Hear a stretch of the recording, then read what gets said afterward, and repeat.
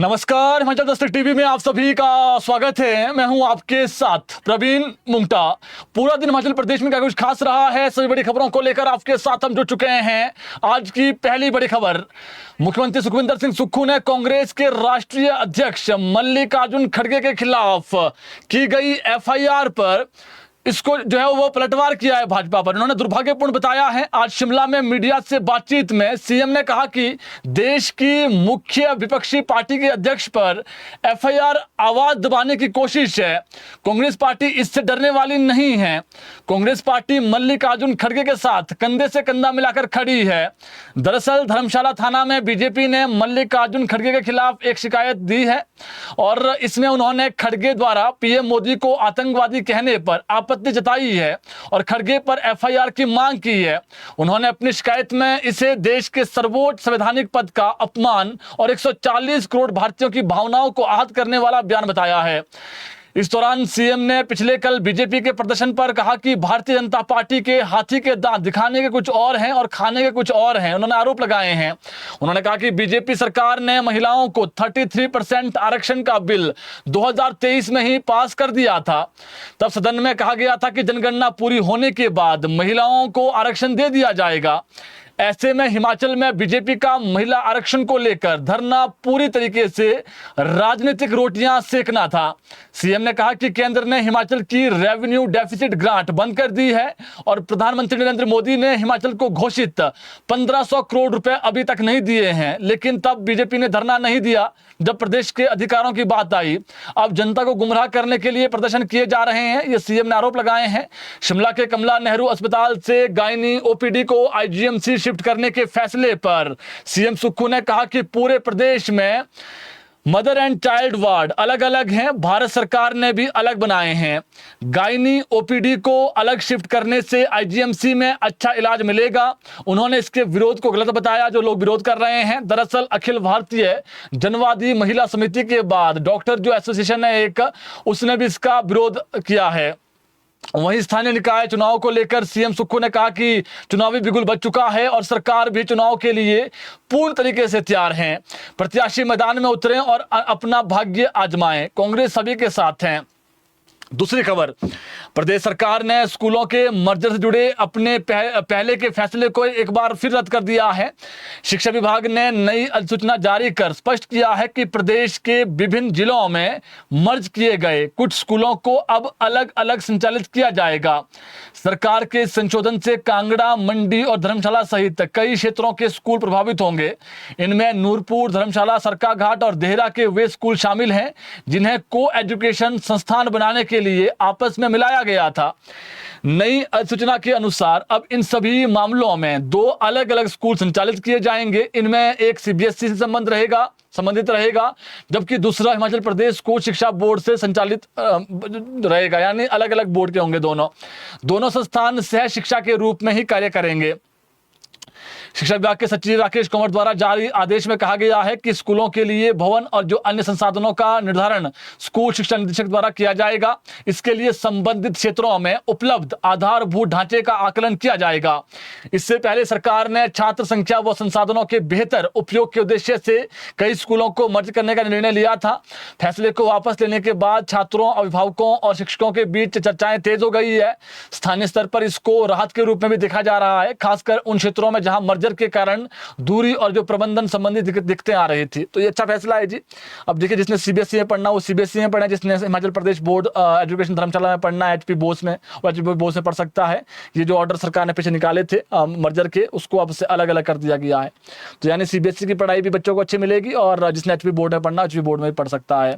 अब आप सबसे महत्वपूर्ण खबर सुनिए। प्रदेश स्कूल शिक्षा बोर्ड धर्मशाला ने 10वीं और 12वीं कक्षा के सर्टिफिकेटों को आधार कार्ड से जोड़ने का निर्णय लिया है। सर्टिफिकेटों के आधार कार्ड से जुड़ने के बाद जहां डुप्लीकेट सर्टिफिकेट्स हासिल करने में आसानी होगी, वहीं फर्जी सर्टिफिकेटों की संभावनाएं कम हो जाएगी। शिक्षा बोर्ड जल्द ही इस नई व्यवस्था को शुरू करने जा रहा है। नई व्यवस्था होने के बाद विद्यार्थियों को अपने प्रमाण पत्रों के लिए बार बार बोर्ड कार्यालय के चक्कर नहीं काटने पड़ेंगे। आधार से लिंक होने के बाद छात्र घर बैठे ही ऑनलाइन पोर्टल के माध्यम से अपने सर्टिफिकेट डाउनलोड कर सकेंगे। बोर्ड के अनुसार इस डिजिटल पहल से फर्जी सर्टिफिकेट पर भी रोक लगेगी और दस्तावेजों की जो सत्यता है वो सुनिश्चित होगी। इसके साथ ही खोए या फिर क्षतिग्रस्त सर्टिफिकेट के मामले में विद्यार्थियों को तुरंत डुप्लीकेट कॉपी मिल सकेगी। तो खबर ये है, इसमें सरल भाषा में अगर आप देखें कि अगर आपके कोई मान लीजिए कोई +2 के 10th की मार्कशीट गुम हो जाती है, तो अब क्या कर रही है हिमाचल प्रदेश बोर्ड की, इसको जो है वो आधार कार्ड से लिंक करेंगे और आप उसके माध्यम से जो है वो अपना घर बैठे गुम हो गया मान लीजिए डुप्लीकेट आपको मिल जाएगा, आपको धर्मशाला नहीं जाना पड़ेगा। दूसरी खबर, प्रदेश में नगर परिषद नगर निगमों चुनाव का बिगुल बज चुका है और अब जल्द ही पंचायती राज चुनाव का भी ऐलान हो सकता है। इसके बाद खबर बताएंगे कब होगा। इस बार प्रदेश सरकार ने निर्विरोध चुने जाने वाली पंचायत, वीडीसी और जिला परिषद की प्रोत्साहन राशि को बढ़ाया है। हमने आपको कुछ दिन पहले खबर बताई थी, लेकिन आज इस पर मंत्री ने जो है वो अपना बयान दिया है। जो पंचायती राज मंत्री है, निर्विरोध पंचायत के चुने जाने पर सरकार 25 लाख रुपए देगी और बीडीसी के लिए 50 लाख। पूरे जो बीडीसी होता है जी, इसमें मेंबर भी होना चाहिए, उपाध्यक्ष भी और जो अध्यक्ष हैं, और 50 लाख और जो है इनको मिलेंगे। जिला परिषद निर्विरोध चुने जाने पर 1 करोड़ की राशि मिलेगी। अब निर्विरोध जिला परिषद एक जिला परिषद नहीं है, पूरे जिला में सारे वार्ड के जिला परिषद निर्विरोध, दूसरा अध्यक्ष में निर्विरोध और उपाध्यक्ष में निर्विरोध, जिसकी संभावना 0% है। अगर ऐसा होता है तो 1 करोड़ रुपए सरकार जो है वो देगी, लेकिन बात वही जिला परिषद में संभावनाएं कम है, लेकिन पंचायतों में फिर भी हो ही जाता है। इस मुद्दे को लेकर पंचायती राज मंत्री अनिरुद्ध सिंह ने आज शिमला में मीडिया से बातचीत में कहा कि पंचायत चुनाव में 80 करोड़ तक खर्चा आता है, यानी 80 करोड़ रुपए खर्च होंगे प्रदेश में जो चुनाव अभी होने वाले हैं, और सरकारी मशीनरी भी इसमें लगती है। ऐसे में लोगों को निर्विरोध पंचायत प्रतिनिधि चुनना चाहिए और इस बार जो है वो चुने जाने वाली जो प्रोत्साहन राशि है जो चुनते हैं पंचायतें, उसको बढ़ाया गया है। पहले पंचायत निर्विरोध चुने जाने पर केवल 10 लाख रुपए मिलते थे और बीडीसी को 20 लाख रुपए मिलते थे, जबकि जिला परिषद को पूरे उसमें 30 लाख मिलते थे प्रोत्साहन राशि। अब इसको सीएम सुक्खू ने बढ़ा दिया है और पंचायत निर्विरोध चुने जाने पर इसको 20 लाख और बीडीसी का 50 लाख कर दिया है, और पूरे हर मेंबर भी आना चाहिए निर्विरोध, अध्यक्ष उपाध्यक्ष सब आने चाहिए। जिला परिषद का बता दिया हमने कि जिला का जो आप कह सकते हैं अध्यक्ष उपाध्यक्ष और जितने भी मेंबर्स हैं निर्विरोध आने चाहिए, जिसकी संभावनाएं काफी कम रहती है। तो इसकी जो राशि है वो 1 करोड़ रुपए की है राशि, ताकि पंचायत में विकास कार्य ज्यादा हो और इससे आपसी भाईचारा भी बढ़ेगा, ये आह्वान किया उन्होंने। वहीं उन्होंने कहा कि पिछली बार जब चुनाव हुए थे 5 साल पहले पंचायतों के, तो 104 पंचायतें निर्विरोध चुनकर आई थी पूरे प्रदेश में, और इस बार इससे अधिक पंचायतों के चुने जाने की उम्मीद है। और वजह उसकी बता दी हमने, 10 लाख से 25 लाख कर दिया सरकार ने। उन्होंने लोगों से भी आपसी सहमति बनाकर पंचायत प्रतिनिधियों को निर्विरोध चुनने का आह्वान किया है, ताकि उस पैसे से पंचायतों में जो विकास कार्य है वो हो सके। उन्होंने कहा कि कांग्रेस चुनाव के लिए पूरी तरह से तैयार है, नगर परिषद और नगर निगम के चुनाव का ऐलान हो चुका है और किसी भी समय अब पंचायती राज चुनाव का जो ऐलान है वो होगा, ये उन्होंने कहा है। उन्होंने कहा कि कुछ जो कानूनी अड़चने हैं वो सामने आई, जिसके चलते पंचायती राज चुनाव में देरी हुई है, लेकिन सरकार पंचायत चुनाव के लिए पूर्ण तरीके से तैयार है।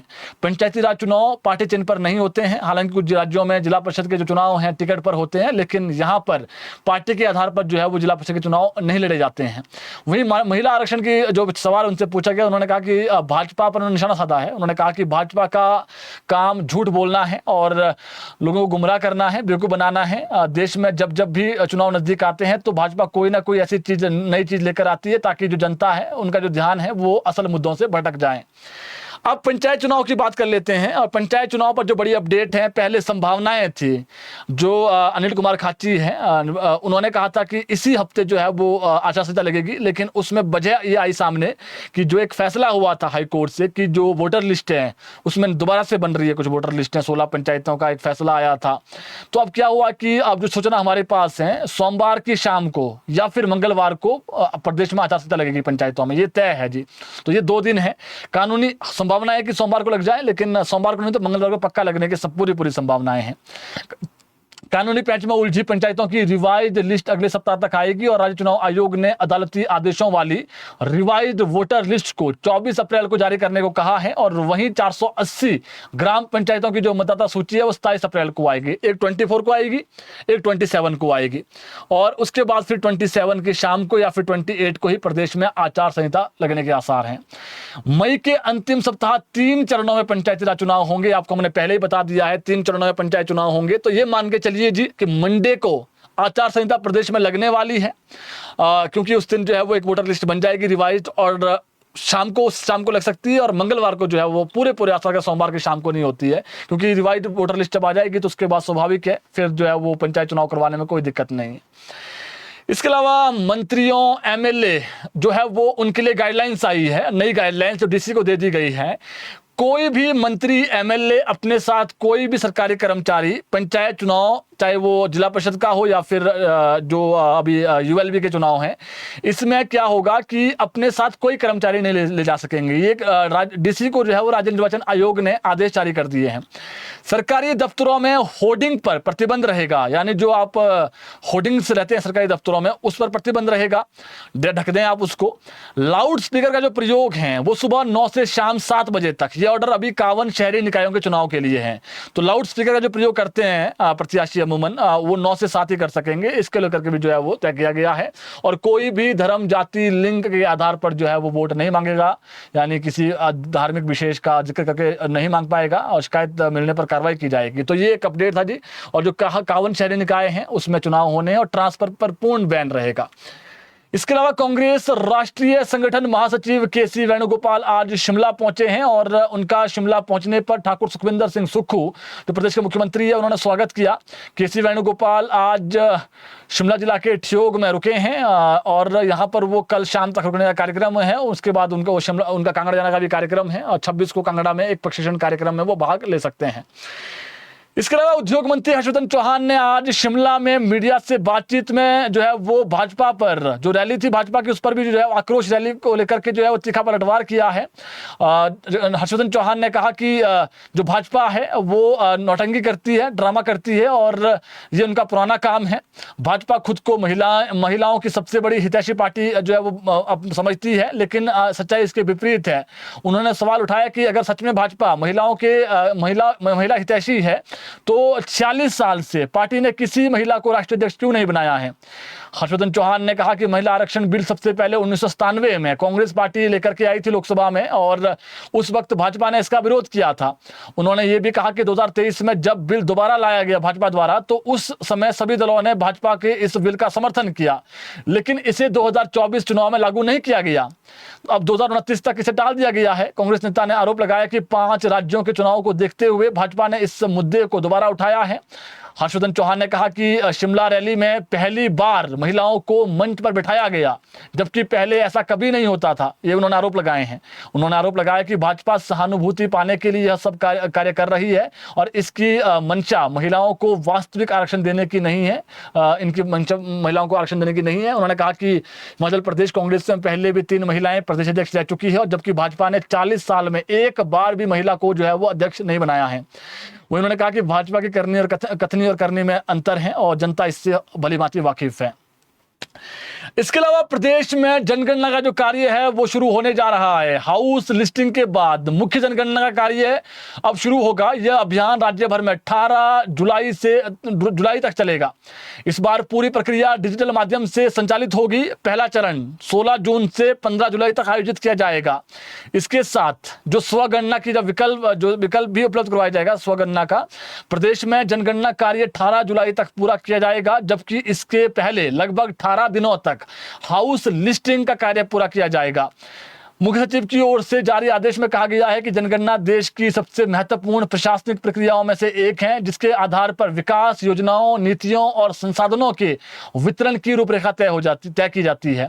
ऐसे में सभी नागरिकों से उन्होंने अपील की है कि वे इस कार्य में सक्रिय भागीदारी निभाते हुए सही और सटीक जानकारी उपलब्ध करवाएं। इस बार जनगणना को आधुनिक तकनीक से जोड़ते हुए डिजिटल प्लेटफॉर्म पर संचालित किया जाएगा, ये भी उन्होंने कहा है। और गणना कर्मी टैबलेट या मोबाइल ऐप के माध्यम से घर घर जाकर जानकारी एकत्र करेंगे। इससे प्रक्रिया में पारदर्शिता और तेजी आने की उम्मीद जताई गई है और अधिसूचना के अनुसार जनगणना से पहले हाउस लिस्टिंग का जो कार्य है वो किया जाएगा, जिसमें प्रत्येक घर, भवन और अन्य संरचनाओं का विवरण दर्ज किया जाएगा। इसके बाद वास्तविक जनसंख्या गणना शुरू होगी, जिसमें परिवार के प्रत्येक सदस्य से संबंधित जानकारी एकत्रित की जाएगी। जनगणना से प्राप्त आंकड़े विकास योजनाओं के निर्माण, शिक्षा, स्वास्थ्य और रोजगार नीतियों के निर्धारण और बुनियादी सुविधाओं के विस्तार, निर्वाचन क्षेत्रों के परिसीमन जैसे महत्वपूर्ण कार्यों में उपयोग में जो है उसके बाद जो उपयोग है वो किया जाएगा इसका। इसलिए आंकड़ों की जो सटीकता है वो बेहद आवश्यक रहेगी होती है।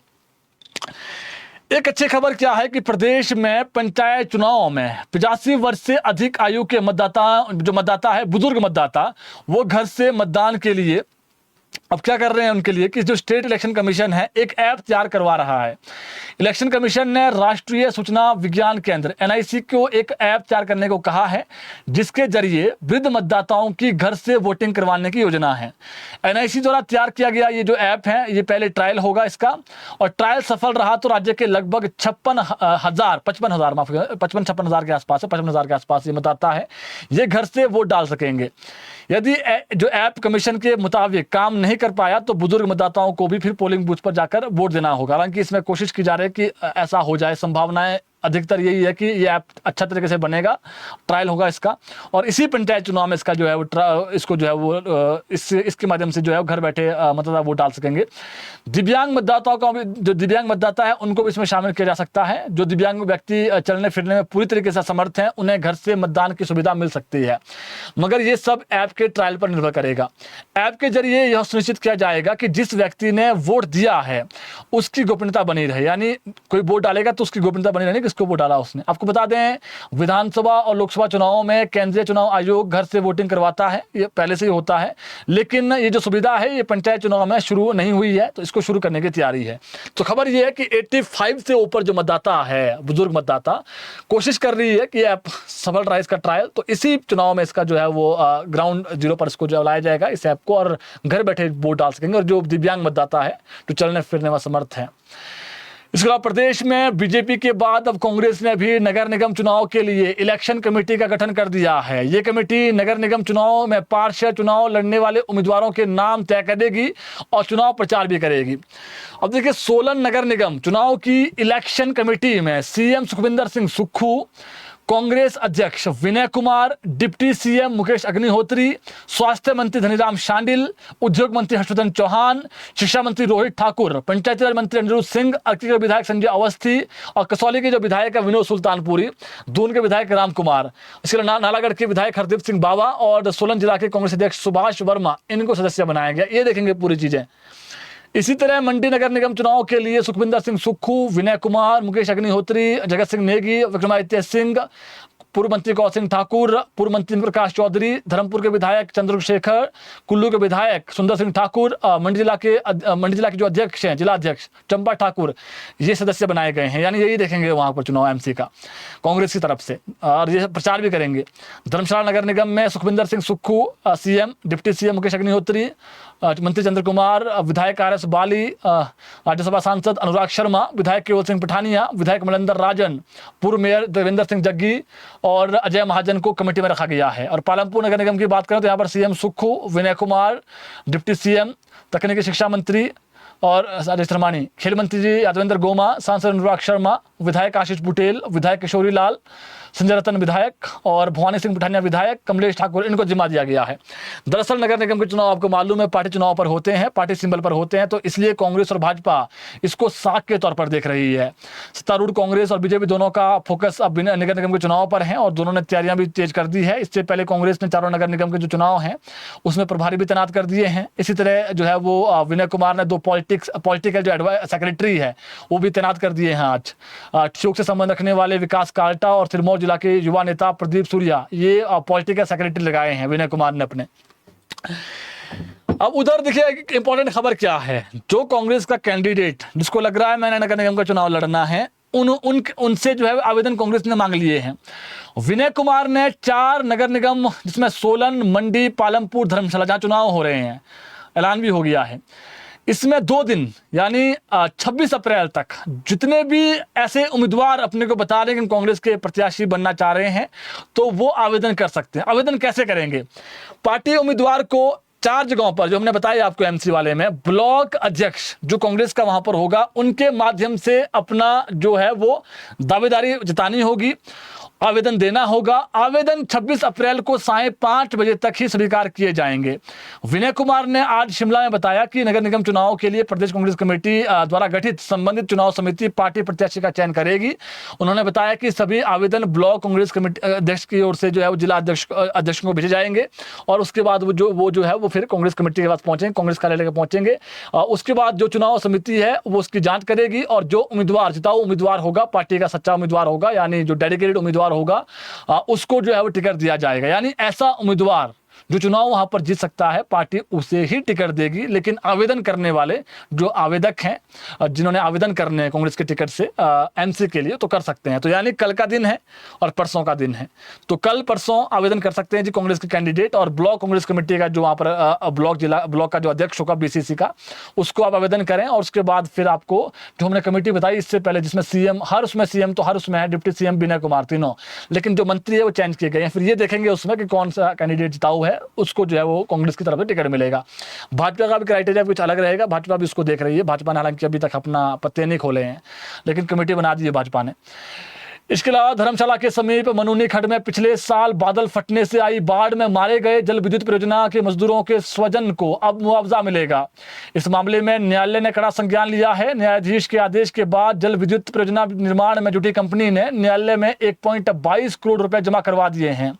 आदेशों के बाद यह राशि पीड़ित परिवारों को प्रदान की जाएगी। बाढ़ में जो खड्ड में बन रहे पावर प्रोजेक्ट में कार्यरत 8 मजदूरों की दुखद मौत हुई थी बीते वर्ष, बहुत खबर थी।